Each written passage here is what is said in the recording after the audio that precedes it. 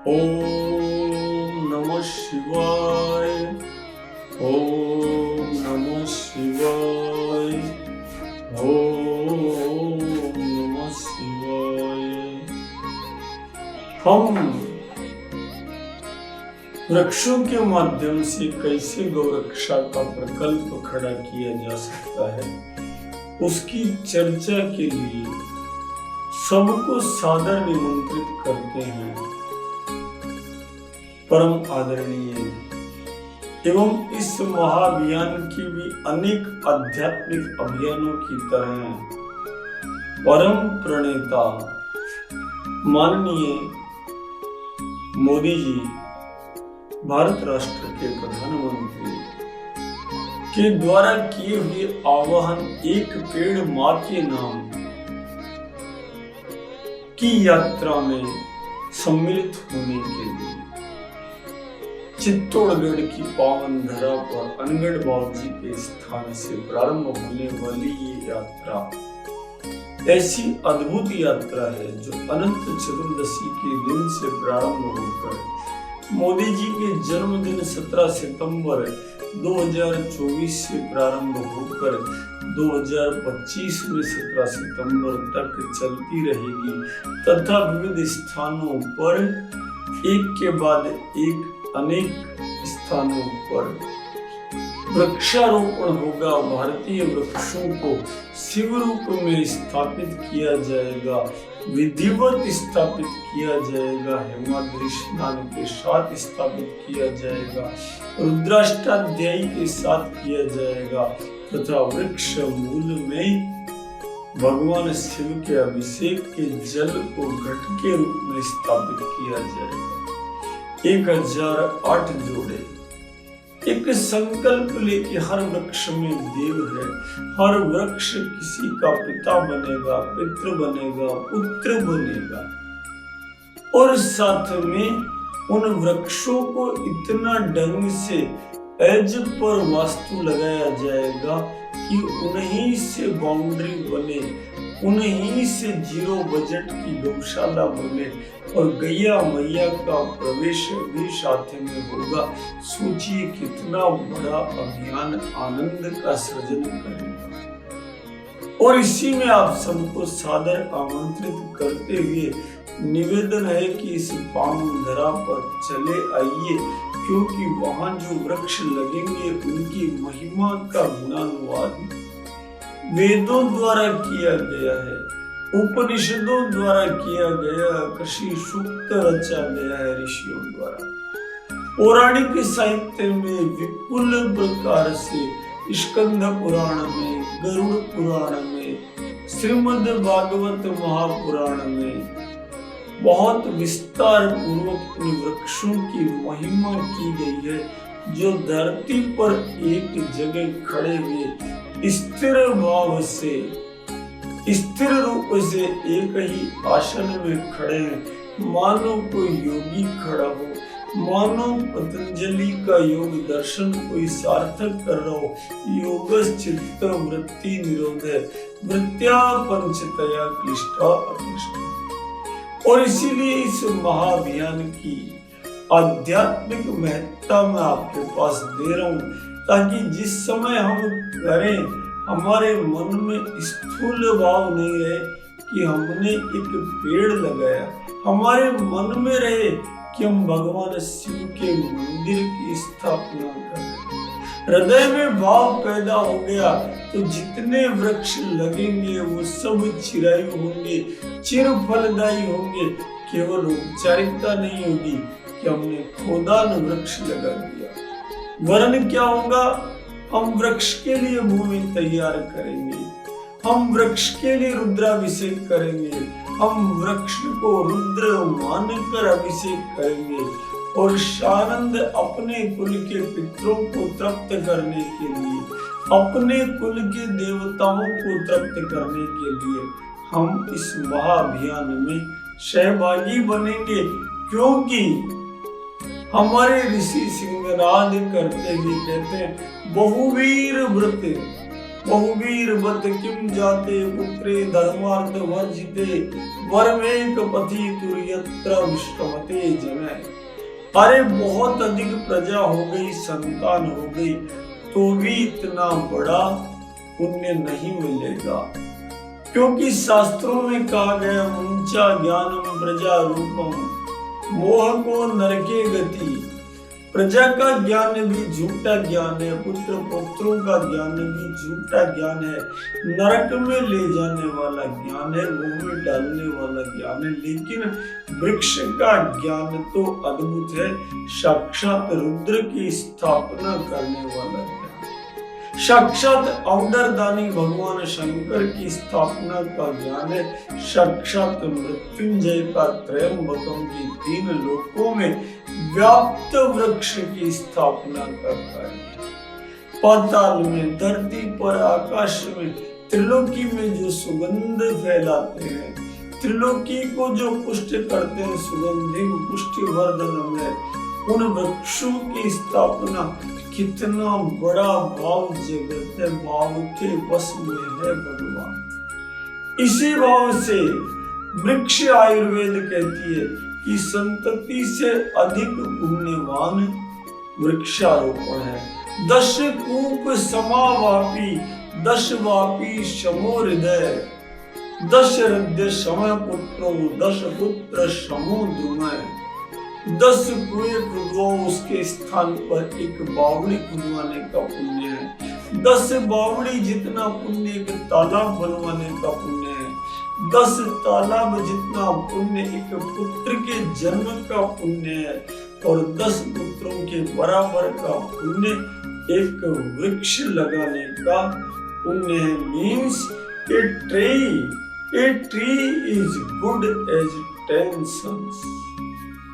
10 बेटे हो या एक पेड़ हो, उतनी ही सुगंध, उतना ही पोषण, उतना ही आनंद मिलेगा। इसलिए वृक्ष लगाना पुण्य का काम।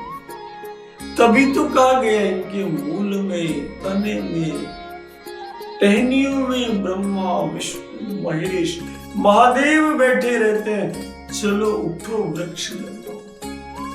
पावन धरता है, सारी सृष्टि को पावन रूप से धारण किए रहते हैं, और पावन भूमि पर है चित्तौड़गढ़ की भूमि, उससे पावन धरा कहाँ मिलेगी। और साथ में वृक्ष के साथ भगवती गैया मैया का प्रवेश, क्योंकि गाय को ही हनुमान जी कहा गया है। सुरभीच कल्प पादप है। हनुमान जी महाराज के पर्याय क्या है? या तो सुरभि गाय है, और या कल्प वृक्ष का पेड़ है। या तो वृक्ष में बालाजी बसते हैं, और या फिर गैया मैया में बालाजी बसते हैं। दोनों एक साथ जहां लग गए तो 1 और 1 11 एकादश रुद्र का सृजन यदि करना हो तो वृक्ष लगा दो। कितना पवित्र काम है। बालाजी चाहिए तो पेड़ लगा दो, शिव चाहिए तो पेड़ लगा दो, ब्रह्मा चाहिए तो पेड़ लगा दो, विष्णु चाहिए तो पेड़ लगा दो। अगर तालाब खुदाने का पुण्य चाहिए तो पेड़ लगा दो, बावड़ी खुदाने का पुण्य चाहिए तो पेड़ लगा दो। यदि कुआं खुदाने का पुण्य चाहिए तो अनेक कुओं का पुण्य प्राप्त कर लो। एक बरगद, एक पेड़ लगा दो, एक पीपल लगा दो। हाँ, इतना जरूर है, सभी भारतीय बच्चे भी आप देख रहे हो इस महाअभियान में कोई भी यूकेलिप्टस नहीं लगा रहा, कोई भी प्रोसोपिस विलायती बबूल नहीं लगा रहा। इसका अर्थ क्या है? ये भारत का ज्ञान, आत्मा का ज्ञान है, हृदय में स्थापित है। कितना ही सबने बताया कि ये EPDP energy plantation development programme में विलायती बबूल लगा, लेकिन थोड़े दिनों में सबके समझ में आ गया कि ये तो बबूल नहीं, असुर बबूल है, विलायती बबूल है। देसी बबूल तो औषध है, उसके तो पातड़े औषध है, उसकी तो छाल औषध है, उसकी तो डाल औषध है, उसका तो तना मजबूत है, गृह निर्माण में, वास्तु में उपयोग आता है। लेकिन विलायती बबूल तो धरती का पानी पी गया, सारे वृक्षों को निगल गया, सारे पक्षियों ने स्थान छोड़कर उड़ान भर ली। जहां जहां ये अंग्रेजी चीज लगी, जैसे अंग्रेजी विद्या, जैसे गुरुंड ज्ञान, जैसे होल्स्टीन, जैसे जर्सी, वैसे ही ये विलायती। और इसीलिए आवश्यकता है कि गुरुंड ज्ञान समाप्त होता जाए, ऐसे अज्ञानी से ज्ञानी की यात्रा चलती जाए। और वो यात्रा क्या है? क्रीडाराम तुये कुर्यात् दामोफल संयुतम से गच्छेच कर्पूरम वसे तत्र युगत्रयम्। जहां भी वृक्ष लगा देते हो वहां पर साक्षात शिव भगवान बैठ जाते हैं, क्योंकि उस गार्डन में एक good garden full of fruit and flower trees, फूल भी होते हैं, फल भी होते हैं। नारायण को भोग के लिए ऋतु फल मिल जाते हैं, और नारायण को सुंदर सुंदर मंदार पुष्प, बहु पुष्प सुपूजिताय जगत जननी पार्वती को फूलों की माला मिल जाती है। इसलिए कुछ मत सोचो, कुछ मत विचार करो, उठो और वृक्ष लगाने के इस महाअभियान में एक पेड़ माँ के नाम में अपनी भागीदारी सुनिश्चित कर दो। एतत् सर्वं परिज्ञाय, ये सब कुछ जानकर वृक्षारोपम समाचरेत धर्मार्थ काम मोक्षाणाम द्रुमेभ्य साधनम यतः।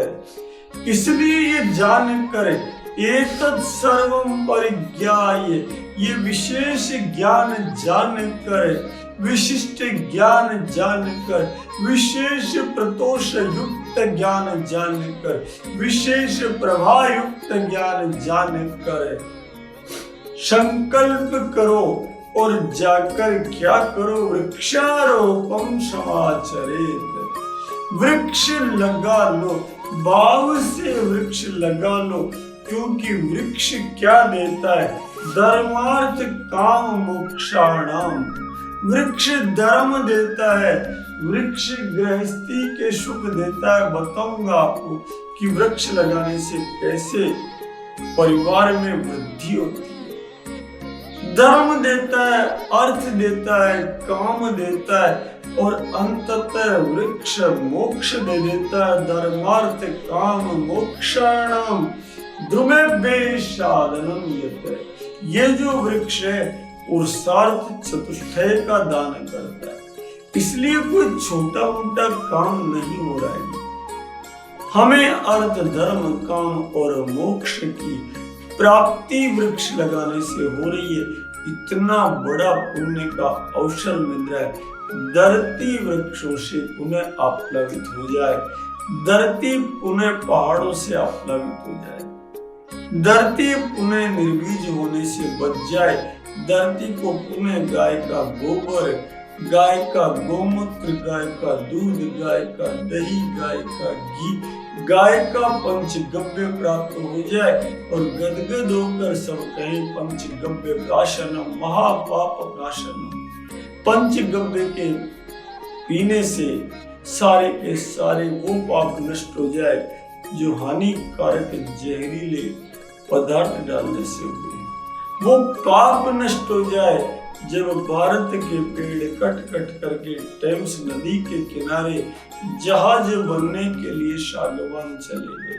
वो पाप नष्ट हो जाए कि सिगरेट बनने के लिए करोड़ों पेड़ भारत भूमि से कट गए, और वो पुण्य उदय हो जाए, वो धर्म मिल जाए, वो काम मिल जाए, वो अर्थ मिल जाए, वो मोक्ष मिल जाए। इतना बड़ा काम हो जाए कि मत पूछो। इसलिए मन वचन बुद्धि अंतःकरण से उठिए और वृक्ष लगाइए, ताकि धरती पर शांति हो, आकाश में शांति हो, सर्वत्र शांति हो, वनस्पतियों में शांति हो, हमारी औषधियों में शांति हो, अंग्रेजी दवा की जगह हमें जड़ी बूटी खाने को मिल जाए, सर्वत्र शांति हो, सुशांति हो, भयावह शांति नहीं हो, भय की शांति नहीं हो, आतंक की भय की शांति नहीं हो, गोला बारूद की शांति नहीं हो, बम धमाकों की शांति, डर की शांति, बंद करके बैठने की शांति। फिर हमें किसी कोरोना के कारण सब कुछ बंद करके नहीं बैठना पड़े, इसलिए हमारा वातावरण, हमारा पंच महाभूतात्मक वातावरण, हमारा जल, हमारी पृथ्वी, हमारा आकाश, हमारी वायु, हमारी अग्नि सब इन वृक्षों से शुद्ध हो जाए।